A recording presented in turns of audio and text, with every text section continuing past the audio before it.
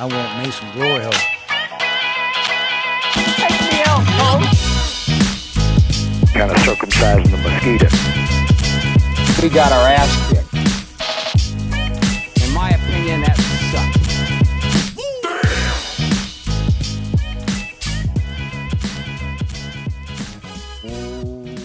What's going on, everybody? This is the Philly Experience podcast, and today it's going to be a little different. Just T and I in the studio today.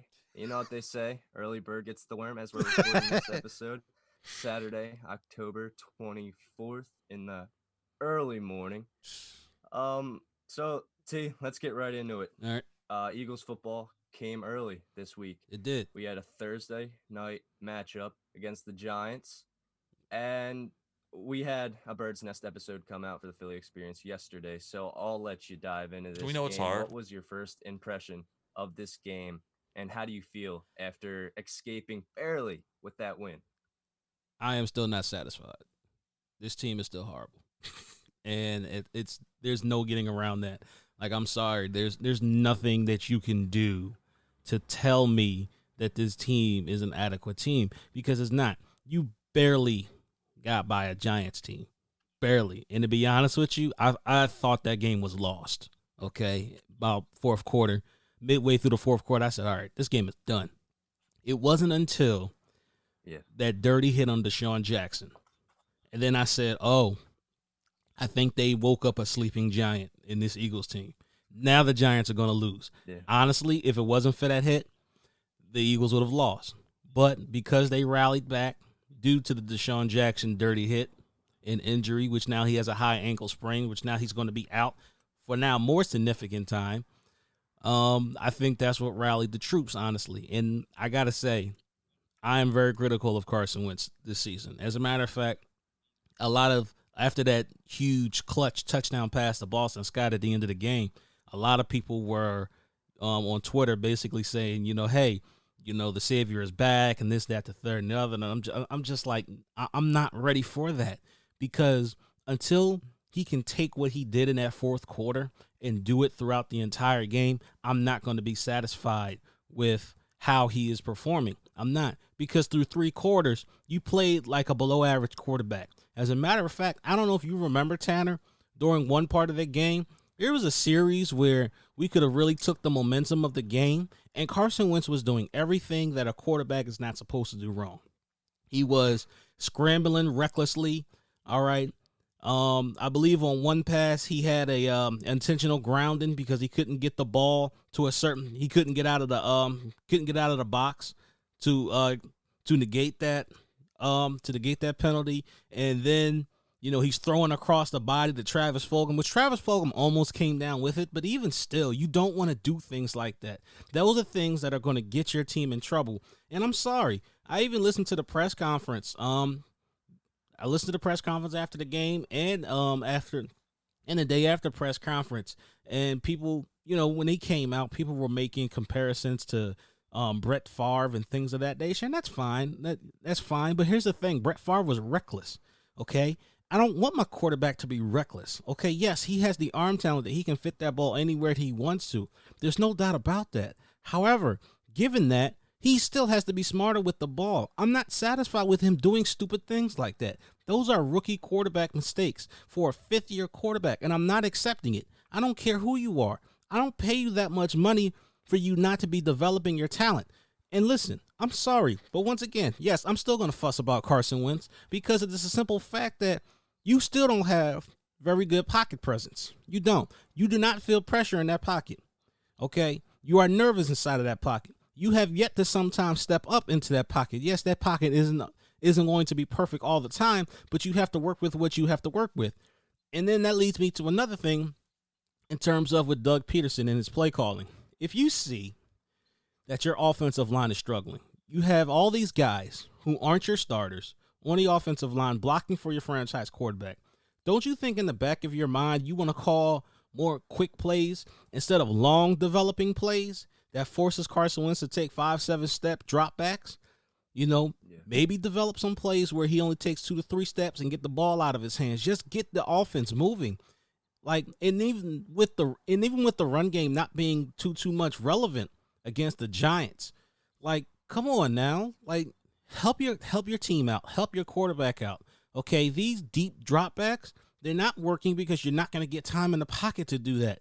Okay? Yes, we do have the burners that they can go deep and catch the ball. Yes, we can do that. However, given that, you'll still have to be smart with the football. Still. There's no excuses. Right. Yeah. And you mentioned that Djax injury that I know for sure it fired you up in the group chat. You were going on about that, and it kind of surprised me that it was only a high ankle sprain. Honestly, yes. To tell you the truth, I thought his season was over. Yes. I thought for sure that was the last time we were going to see Deshaun Jackson in the Eagles jersey. Honestly, the reason why I got fired up is because in the game of football, there is an unwritten rule where, it's already a violent game and you don't know, if you're playing your last play or not. That's bad enough. But it doesn't help when you intentionally injure a player. That second hit was dirty, okay? And that's the hit that took Deshaun Jackson out. All right. He twisted his limb as he was on the ground. That's not cool. That there is an unwritten rule in football for that. As players, we're not supposed to do that. That was dirty. And as soon as I seen that, I said no. I said I may not care too much about this season or getting to the playoffs this season, but doggone it, y'all better win this game for Deshaun because that's ridiculous. That's dirty. That should not be accepted in the NFL today. That was a cheap shot. That was definitely uncalled for. The play was already over. And I don't even know exactly which player that was. I don't know if you do. That took that. Somebody had highlighted it to me, but I was like, he's irrelevant. Like I'm not even going to remember his name. I don't even want to talk about his name. No. But anyway, it would not be an Eagles game if there were no injuries. And Ridgeway, he's now out for the season by injury. And to addition of the Djax injury, Lane Johnson was struggling with that knee injury early in the game, but he went back out there. He did. And he played. Just with Jason Kelce that I noticed, he was fighting this whole game. He was. I mentioned on the Bird's Nest, every down, he was just out there pushing. You could see there's something going on with him. I don't know if he was maybe sore or something, but he did have that one play where he took the guy's helmet off. Yeah. But we'll negate that because of it's just the Philly push that he has. It's just the heart and the willpower to be out there supporting a cast that is mostly practice squad players. I mean, these guys, Jason Kelce and Carson Wentz were and also Deshaun Jackson were the only starters out there on the field. I fuss about Jason Kelce all the time on Gridiron Films about how, he's not the atypical center where, the center is usually a little bit more bigger and bulkier, and he is more slight and quick and agile. And I do complain sometimes about him going up against bigger defensive tackles in the NFL and him getting pushed around. But he played with heart on Thursday. I'm not going to deny that. Yeah.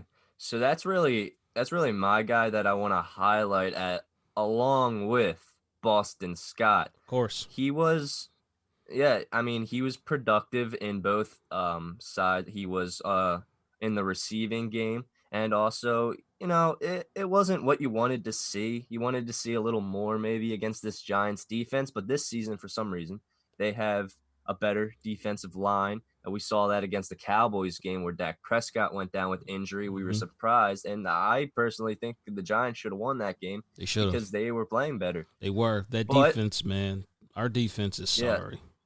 Nonetheless, Boston Scott, 3 catches, 46 yards, and that winning touchdown. And on the ground, 12 rushes, 46 yards. Now, there's 2 other guys rushing this ball. That were running back. Carson Wentz rushed 7 times, 14 yards, and he got that opening drive touchdown. Mm-hmm. But Clement and Huntley. Clement rushes twice for 9 yards, and Huntley 2 times for 13 yards. Personally, I don't know why Clement's even on this team anymore, because we're not really seeing production from him. I know he's just, he's used for body. He's used for experience. and I just don't think we're gonna see his Super Bowl caliber play anymore. It's the one thing that I talked about before on previous shows, and that is he's around for sentimental value. He was a huge part of this Super Bowl win. But here's the thing. This franchise has got to stop looking at that Super Bowl, okay? Yes, you finally got one after all these years, but doggone it, it's time to move on. It's time to think about the next one. How are we going to get the next one? How are we going to develop a team to get that next one? Like, come on now. You can't continue looking back at the past. If a player is not performing up to his usual standards, then you have to cut ties with that player, okay? Listen, this is a business at the end of the day. And I understand that you're going to feel a certain way towards a certain player, but here's the thing. A team should be structured with its foundation players. So typically that's a quarterback, that's maybe one or two offensive linemen, a couple of defensive linemen, maybe a linebacker, a corner, or a safety, and that's your core team right there. Everybody else is pretty much a filler of pretty much a fill-in. You know, every once in a while you get a star wide receiver, but yeah, pretty much everybody else is a fill-in. So listen, you can't have sentimental value when it comes to business. You just can't. Get rid of some of these players that aren't performing up to their standards. And that's period point blank. Corey Clement is one of them. Listen, I appreciate Corey Clement for what he did and what he brought to this city. He brought something to this city that no other team before has done. And I appreciate that. However, it is time to move on. No more holding on to players for sentimental value. Please. That's done. Okay? As much as I like Deshaun Jackson, I'm sorry. At the end of this season, you got to find a way to cut ties. And I love Deshaun Jackson. I do. He's brought some excellent memories here, but it's time to let him go. Alshon Jeffrey, time to let him go. Brandon Graham, look, I feel as though it's time to let Brandon Graham go. It might be this whole team, T. I mean, this team's getting old, first of all. And there's just some guys on here that have not been the same since that Super Bowl season. No. I mean, we even had problems with Zach Ertz before going out with that injury, which that injury might have just saved him from being traded from this team. And you know, talk about sentimental value. Let's go to Jake Elliott. T. I've been on the defensive side of Jake Elliott. I've been backing him up, saying he's not this isn't Madden football. He can't kick 65 plus yard field goals all the time, but he missed that 29-yard field goal that almost lost us. What is going on back there? Oh my goodness! And it's not. You know, people are saying let's cut Jake Elliott, but you can't do that because listen, that's $7.9 million of dead cap. Exactly. And I know the Eagles might be paying the invisible man that tackled Daniel Jones down the stretch running in that end zone, but he can't be, you know, that's under the table. We're paying him. We can't afford to leave $7.9 million of dead cap on the table. If we cut Jake Elliott, I think this might be, if he keeps up this play, if he misses I say if he misses another field goal, that's it for him next year. My goodness. Like, I don't know. It's like you said, I'm not expecting him to make a 65-yard field goal. That's freakish. Now that's something that he can do, but that's freakish and that's rare. So I don't expect those things of him. But what I do expect you to make is everything from 40 yards and in. I do expect you to make those because that's what I'm paying you for, especially since I re-signed you not too long ago. And you can't even, if you're not even trusted enough that you can make the chip shots, the 20 something yarders. That's a problem. Once again, I have a strong disdain for kickers. I just do. Okay. Kickers don't do anything but kick the damn ball. All right. They don't practice with the rest of it, everybody else. They don't have to practice tackling drills. They don't have to go through the Oklahoma drill with everybody else. They don't have to mess with a body bag like everybody else. Your damn job is to kick the ball through and upright. That's your only job. And when you can't do that right, I got to find somebody else. Look, man, if Jake Elliott don't get himself together, listen, he's going to be on the way out. I'm not going to be surprised if maybe sometime while during these off days that they have until Dallas next week, I wouldn't be surprised if they bring in a couple of kickers. They might even bring in a couple of kickers during the bye week after the Dallas game. I don't know. Depends on how Jake Elliott plays during the Dallas game. But I would not be surprised if they start trying out some kickers. Because listen, Jake Elliott, he's not reliable like he used to. He can hit those long bombers. He can hit those. It's the short ones though, the easy ones. Yeah. That's an issue.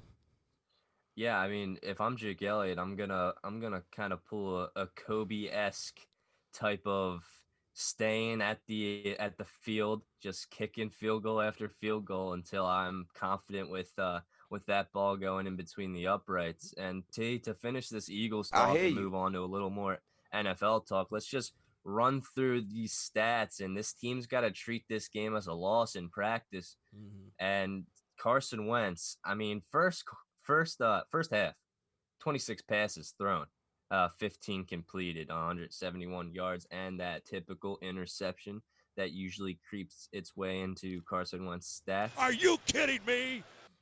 He ended up 25 of 43, 359 yards, 2 touchdowns, and 1 interception. You see, that's kind of impressive stats if you're looking at it, didn't watch the game.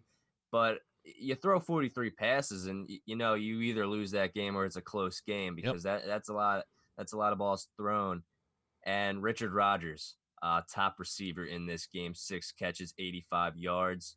You go down to Fulgham, 5 catches, 73 yards. Greg Ward, 5 catches, 42 yards.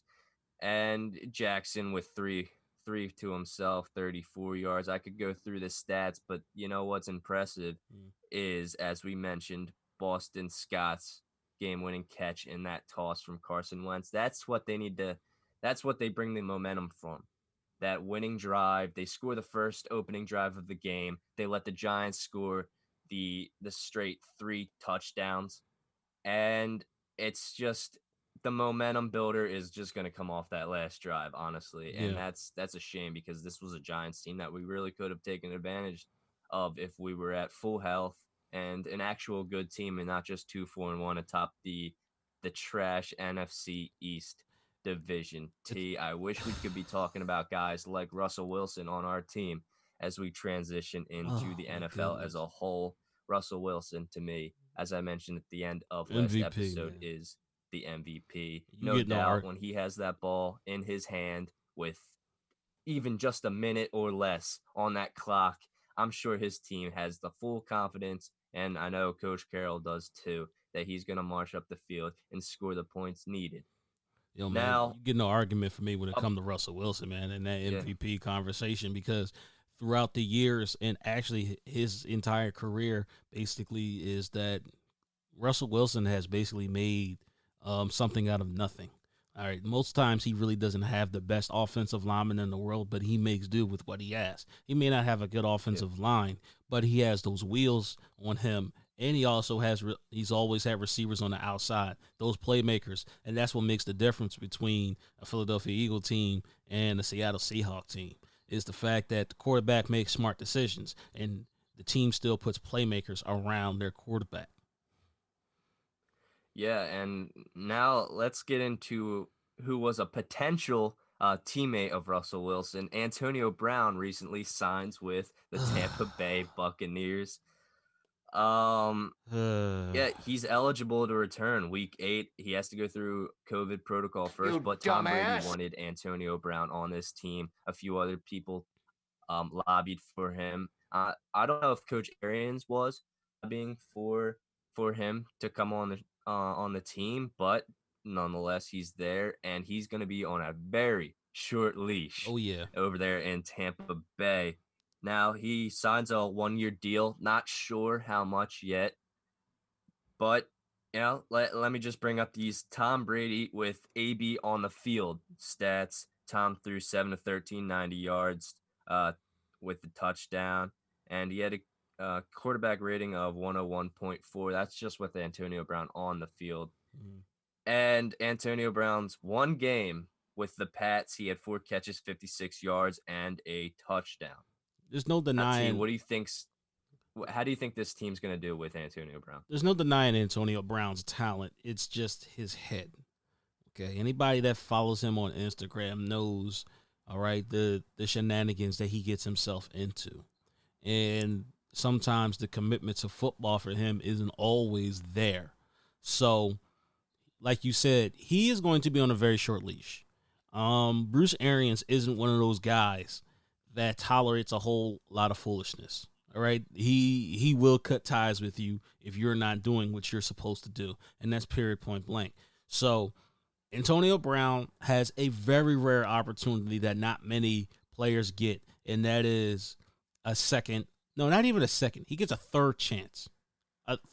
Technically, fourth chance, because if we consider the Raiders and the Patriots, fourth chance. He's getting a fourth chance, and that's because he's talented. However, he's still a headache in the locker room. He needs to change that. He needs to change that reputation about him. If he fails to do that, then he's going to be out the door, and he's not going to get any more opportunities. He's got to focus. All right, listen, it's one of those things where you just can't have everybody in your corner and in your ear telling you what to do. Or if you do have people in your corner, you need to have some no people with you instead of always having a bunch of yes people around you. Sometimes you just need a couple people just be like, nah, man, that's not a good idea. You shouldn't do that. Prime example of the shenanigans that he's gotten himself into. And it's because of the fact that he does not have people checking him. Listen, Antonio Brown, cool. You're back in the NFL. Don't squander this opportunity. All right, you're in a position where people dream of. People wish they could be in the NFL. And here it is. You're getting your fourth opportunity. Your fourth opportunity to get this right. If you don't get it right this time, then you're foolish. You are a straight fool. All right. Now, in terms of what he's going to bring to a team, he's already coming to a stacked team with Rob Gronkowski and Mike Evans. Man, already with Tom Brady. And that high octane offense that likes to go deep. Oh my goodness. The Buccaneers are something to fear in the NFC. All right. I still have them going to the NFC Championship at the bare minimum. He brings something to the team. He brings another deep threat to a team that already is stacked with weapons. And that's pretty scary. It really is. Yeah. So we mentioned Antonio Brown, the Bucks, and we mentioned how he was on the Raiders. Now there's a matchup to watch this week in football, and that's the Raiders against the Buccaneers. And let me tell you, if the Buccaneers lose to the Raiders go in, they win this game, they got to be taken seriously. I agree. Coach Gruden, he's got a great team going on. He's working Derek Carr. He's playing great. And just imagine if Antonio Brown was on this Raiders team. They'd be so much better. They would. I mean, T, what team to you is really surprising you? And I know we kind of talked about this last show, but what NFL team, not just player, is surprising you this season? Man, for me, it's the Bills. First off, the Bills continue to build their team, and they're an overlooked team a lot of times in that AFC conference. And you can't overlook the Bills anymore. Okay, Josh Allen has really developed his throwing mechanics, all right, compared to last year. This year, he went from a 50-something percentage throwing to now I think he's throwing in the 70% area. So that's really impressive. And that team's only going to get better so long as he gets better. That team is stacked defensively. But, man, if Josh Allen continues to develop, that's going to be a team that everybody needs to look out for. And everybody knows, how I feel about the Tennessee Titans, man, and my boy down there with Derrick Henry. All right, that dude is a beast. He is that team. All right, so long as he gets those carries. And Ryan Tannehill, honestly, I thought Ryan Tannehill was going to be the main problem for that team. Ryan Tannehill is actually a very important cog in that team, and that's really impressive, man. Like Ryan Tannehill isn't man. He's fallen literally right into place for that offense, and that's beautiful. That's exactly what you want, man. So those two teams are teams I think people really need to start paying attention to and looking out for. Well, they already pretty much knew about the Titans, but the Bills, you can't overlook the Bills anymore in that AFC East. Yeah, Ryan Tannehill talk about taking advantage of opportunities given. And then you have Josh Allen, who's coming off of not too good of games, but he's got a good matchup against the New York Jets, who are just they could be in the NFC East. By the way that they've always been playing. For our recent memory, it's always been the Jets. Just uh, not a good team. No, I'll put it lightly. not at all. But then let's go to the Ravens, who a team that we kept in with. We kept in that game against the Ravens, and they just got a little bit better, adding Yannick to their team from the Vikings. He was on the Jaguars, the Vikings for a little bit, and then so they trade him to the Baltimore Ravens, and they basically get their picks back. They give, I believe it was a third round Yeah. pick for next year, and then in 2022 a fifth round pick. Mm-hmm. So the Vikings basically get what they gave back for Yannick. But this Ravens team, tell me about them.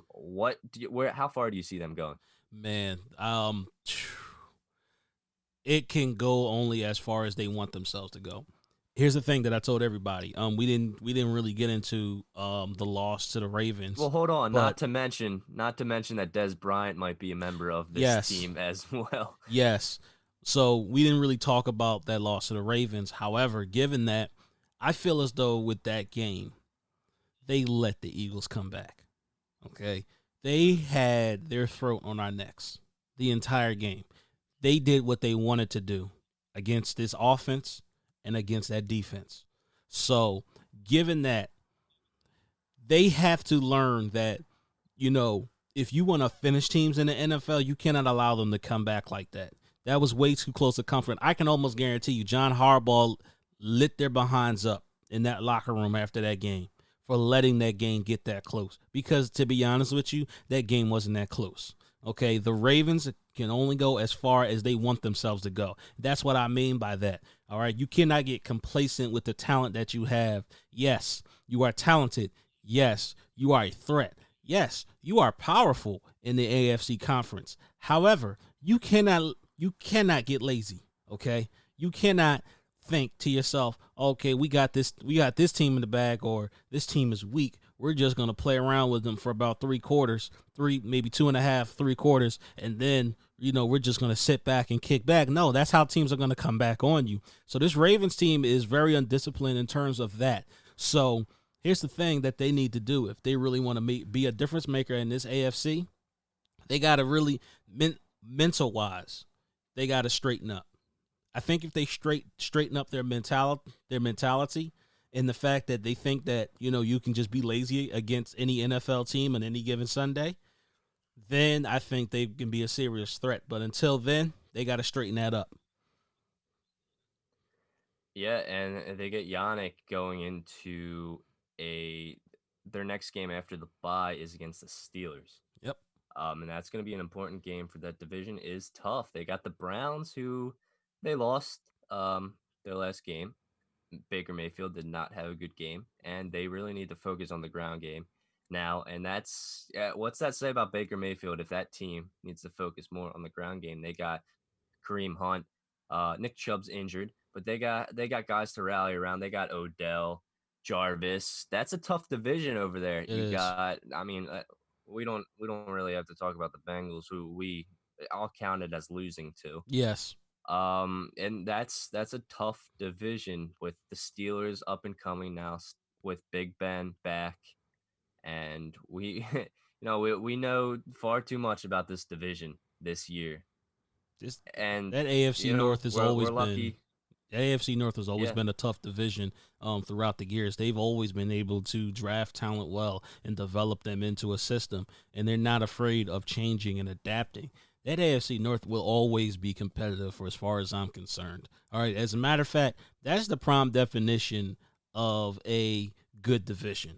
All right, now the Bengals now are also on the up and up now. I believe they are starting to get themselves together. All right, they're probably in the next 2-3 years are going to be a threat in that division as well. So you're going to have four powerhouses in one division. That's really scary to think about. Yeah, and that's just the opposite of how the NFC East division is. Oh, good. T. As we wrap up the NFL talk, we hopefully next show we're talking about. We won't be able to talk about an Eagles win Do or we know it's loss hard? on Sunday because we played on Thursday, but we come back next Sunday night against the Dallas Cowboys. T. This is an important game. Bunch of hatred between these two teams. I love it. I love the enthusiasm every time we play Dallas. But what I love more is coming away with the win. Doug Peterson, he came away with a division win on Thursday night. He's now 6-0 on Thursday night football. Mhm. And that's the best record in the NFL during that span. The Eagles are 6-0 during under Coach Peterson. It's And like hopefully, it's like you yeah, said, go ahead. man. Dallas week is a huge week. It does not matter what the Eagles are doing. It does not matter if they're Right. doing good. It does not matter if they're doing bad. All right, the fans can be out of the rest of the season, but the one thing they're going to stand up for, the one thing we are going to stand up for is Dallas week. All right, it is Dallas week, baby. I could care less what this team did Yeah. in the last 6 weeks. All right, now it's time to beat the damn Dallas Cowboys. All right, there's no crapping around. All right, I want to see some bloodshed. I want to see some pain on the Dallas Cowboys face. All right, stomp their throats. They're starting Andy Dalton now with the unfortunate injury to Dak Prescott. Take advantage of that, okay? That defense is crumbling. That entire team is crumbling under Mike McCarthy. I don't know if you've seen some of the reports that's coming out, but players are speaking out to the media, basically saying that these coaches aren't teaching them anything and that they don't agree with the coaching that's going on. Listen, here in Philadelphia, we're a crap show too. But at least you don't hear players going to the media saying that our team is falling apart. They are falling apart Well, at the seams. You got to take advantage of yeah. that. Yeah, I mean, sometimes you get those players that are just going to go to the media and spill the beans. We witnessed that last season, Mhm. but we gotta wait now. We gotta wait till the Cowboys play their game against Washington, and if they go into this game against us with a losing streak now of 2 games, I'm worried. I'm worried because now they're going to be set. They definitely have to win this game against us if they want to keep their season alive. They can't have a 3-game losing streak. They're going to go in and they're going to play against Washington. I think they're going to win. I'm hoping they win for what I said. You never want to hope that the Cowboys win, but for Yeah, this yeah. aspect, I do because they're going against us, and I don't want them to have too much to fight for at that point. As you mentioned, Andy Dalton's in there under center, and this is a different team. We saw Zeke fumble the ball twice in a row, Yes. so they're working on their things too, but they won't have as much time to prepare. And that's not Now something. let's go over. Yeah, go ahead. Yeah, let's go over to the basketball court. All right. NBA is That's some slowly NBA talk. approaching its comeback. All right. The Lakers, as we know, walked away. Finals champions. LeBron James gets another ring, Mm-hmm. and he's top of the world right now. He did what he said he was gonna do. Now the NBA, they're pursuing a pre-Christmas Day and 72 game schedule. They're going to try to avoid the bubble. And It's T, about I don't damn know how time. you feel. I'm going to run this by you. All right. What I heard during this discussion was that since they're trying to avoid really a bubble, they're going to play sort of like the MLB in series wise. Now, if the Nets say travel to Philadelphia, Mhm. I don't know why I'm using a different team instead of our own because for the most part, I'm done with our team. Yeah, I Let's guess. switch it up. The Sixers travel to LA. They Okay. would play all their games that they had in the season against LA on that stance. Hmm. They'd play, I don't know if they're going to play 3 games in a row or they're staying there a week and they play throughout the 7 days they play 3 games or two or just two against the Lakers. I don't know how it's going to work so far, but they're also proposing a play-in tournament and no All-Star weekend and a 2-week break in the middle of the season. What do you think? What do you think this? What do you think the Sixers are gonna need to do to get ready for this season?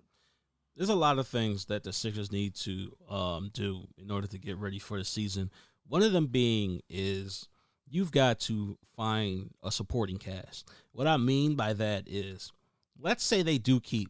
Let's erase the episode that we talked about either trading Joel Embiid or Ben Simmons. All right, let's say they keep both of them. All right, if you keep both of them, you still need a supporting cast around them. Okay, one of the biggest problems that this Sixers squad has had in recent years is the lack of a bench. All right, when you get rid of JJ Redick, when you get rid of TJ McConnell, all right, these are players that build up a bench. All right, a reliable bench, a bench that can really spell your starters. If you don't have a bench, you're not going to go very far in the NBA. You're just not.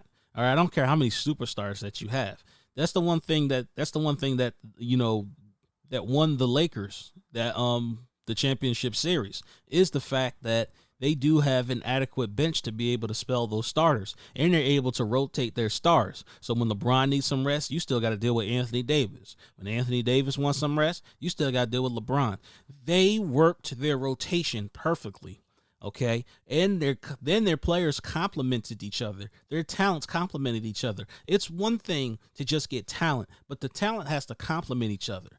Okay, so whoever you bring in, yeah, they got to complement Joel Embiid and Ben Simmons. One of those things being is that you've got to bring in shooters. There's no ifs, ands, or buts about it. You got to have shooters, especially considering if you're going to keep Ben Simmons and he's still going to refuse to hit a jump shot. All right, you've got to bring in some shooters around him. There's no ifs, ands, or buts about it. All right. So with that being said, you got to develop your bench. All right, you got to get some rotational guys up in there, and you got to get guys that are going to help your talent elevate their game. So, that was one of the things that I felt like the 76ers squad under Brett Brown didn't have all the time. Was a good rotation, a rotation that makes sense. And you're putting good players out there. And on top of that, having the talent necessary to be able to finish the games. So, man, it's a lot of things that this Sixers squad has to do if they're going to keep Joel Embiid and Ben Simmons. But I just don't see us. I'm struggling because I just don't see a scenario where they can keep both of them and still have the talent necessary to be competitive in the Eastern Conference. They got to get rid of one of those guys. Like, I'm convinced at this point, one guy has got to go. I don't know who, but one of those guys got to go. Yeah. Well, you talk about building this team, and the draft is November 18th, and following that is free agency. So this is going to be a busy beginning of this season for the NBA. And we're just going to have to sit back and watch how Doc Rivers really examines this team and makes them a better team going forward. And it's going to be exciting seeing a new head coach in Philadelphia since Coach Brown was here, and maybe he'll have a better connection with his players. Now let's go to the MLB. Mm-hmm. I don't know about you. Have you been watching the World Series? A little bit. I've caught some Okay. I caught some Dodgers action. Well, if you missed last night's game, it was game 3, and the Dodgers walked away with that win. Now up 2-1. They play tonight, Saturday. They see, they have Julio and Ryan Yarbrough on the mound for both teams. And it's going to be a tough matchup. It is. For this Rays team now facing a Dodgers team that just seems to be elite. You saw Walker Buehler last night. He had a great game. He's the first pitcher in World Series history to have 10-plus strikeouts in an outing of 6 innings or less. They just seem to have everything working for them, too, and I'm jealous. As a Philadelphia Phillies fan, I am jealous. This team is so good. Yeah, I would be jealous of any team that has a damn rotation. Let's be honest here. Yeah. This is gonna be a bullpen game for the Rays, and we're probably going to be jealous watching that too, watching the Rays bullpen actually successful. And I do think that the Dodgers are going to walk away with the World Series. Yeah, I think so too. And yeah, Game 4, as I mentioned, is tonight. I just think the Dodgers have a little bit more firepower than the Rays do. However, that's the one thing those teams separate themselves from the Phillies is the fact that that bullpen rotation, that's something that we've been talking about this entire season. Listen, you brought in Joe Girardi to coach up this team to be the manager, and you still didn't fix the primary problem with this team, and that was the bullpen rotation. Now, hopefully, with us getting a new general manager, hopefully that'll change some things about the mentality of this bullpen rotation. But, until you get that, this Phillies team just isn't going anywhere. Listen, it's something that we discussed last season, and it's something that we discussed this season. Yeah. And it's the simple fact that we have plenty of batters. We have guys that can score. We score. That's not the issue. We can score on anybody. We just don't have the starting pitchers. And the rotational pitchers. Sorry to interrupt you, T. We have breaking news. All right. Deshaun Jackson has a ankle fracture.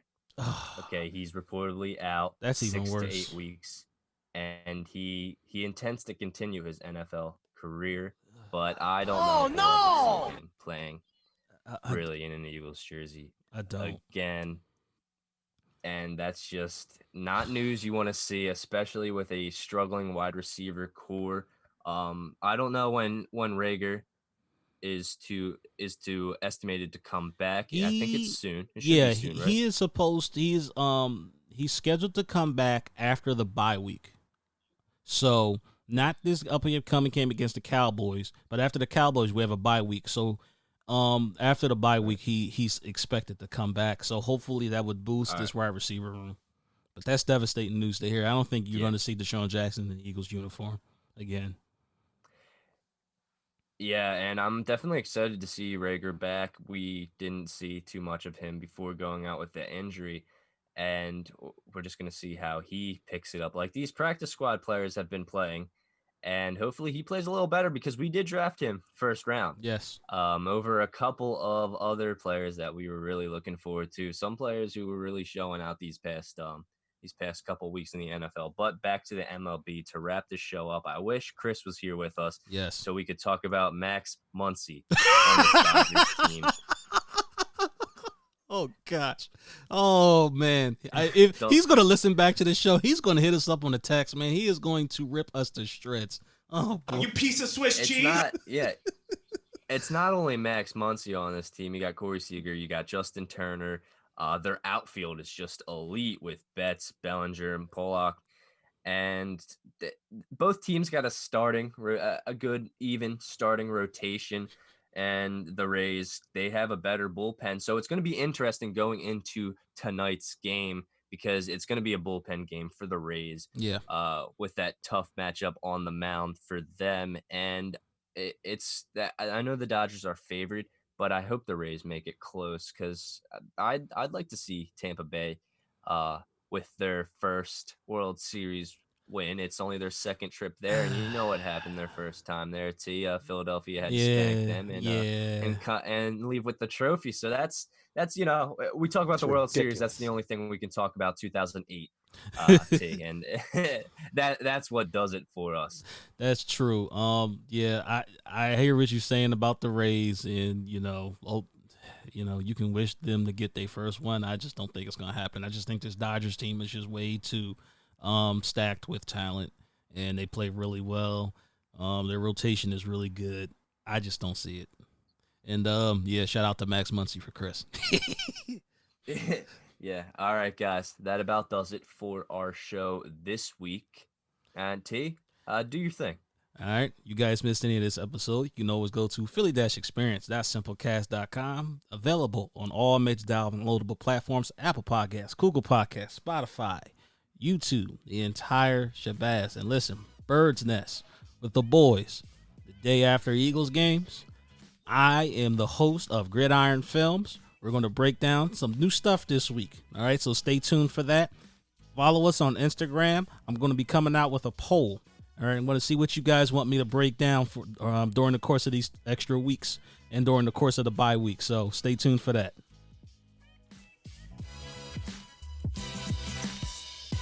Stay off the weed.